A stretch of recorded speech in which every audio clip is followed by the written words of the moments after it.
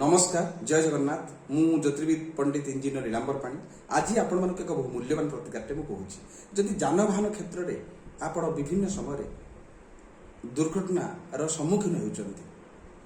बारंबार दुर्घटनार सम्मुखीन होती आपण जानवे जे आपणकर खराब समय चली तो जानवाहन क्षेत्र में आपण निर्विघ्न आतजात करेंगे आ दुर्घटना आपणकर घटना नहीं कौन करेंगे प्रत्येक मंगलवार दिन गोटे गुटापान उपर किछि गंगाजल आ हनुमान सिंदूर आपण स्वस्तिक अंकन करेंगे कि राम लिखे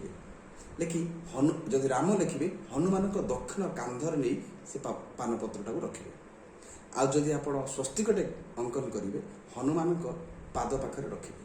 आपण शीघ्र शीघ्र अनुभव करेंगे आपण जीवन में घटना दुर्घटना विशेष करके जानवाहन क्षेत्र में आ दुर्घटनार सम्मुखीन हे ना यह बहु परीक्षित बहु प्रमाणित केतेकांश क्षेत्र में मु लोक उपकृत होती। जय जगन्नाथ।